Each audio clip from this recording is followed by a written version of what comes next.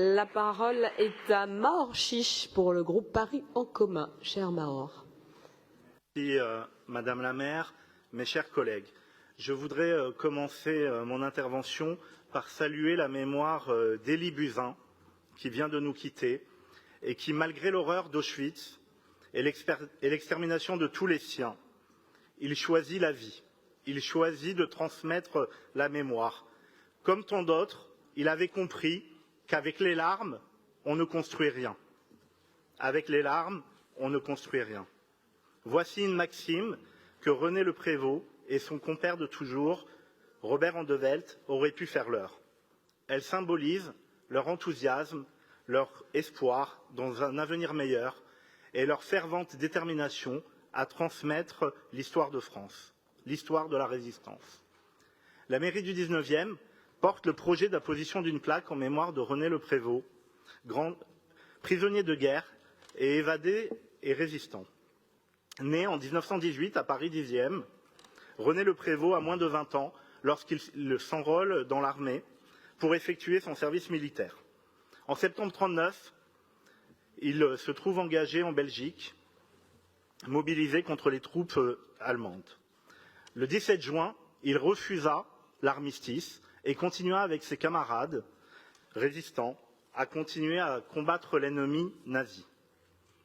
Malheureusement, le 26 juin 1940, il est fait prisonnier à Verdun. Il subit de nombreuses tortures. Il fut de nombreuses brimades et des travaux forcés. À 2 reprises, il tenta de s'évader, en vain. Il fut alors déporté au camp de représailles allemand de Ravarouska, situé aujourd'hui en Ukraine.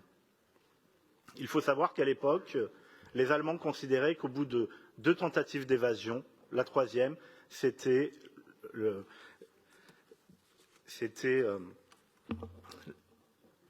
l'exécution automatique. Malgré tout, il décida de tenter une 3e évasion lorsqu'il découvrit que ses camarades de Châteaubriand furent fusillés. C'est ainsi qu'il réussit à s'échapper en avril 1942. Et dès lors, il prit une grande part dans la libération de Paris et dans l'insurrection du 19e. Il devient chef du nord-est parisien et devient doublement recherché puisqu'il était à la fois entré dans la clandestinité en tant que résistant et en tant qu'évadé de guerre. En août 1944, aux côtés des compagnons de la Compagnie Saint-Just et de Madeleine Riffaut, il participe à la libération de Paris 19e et en particulier à l'attaque du train de la Petite Ceinture. Membre du Parti communiste, il intégra les plus hautes fonctions avec des responsabilités au sein du comité du 19e.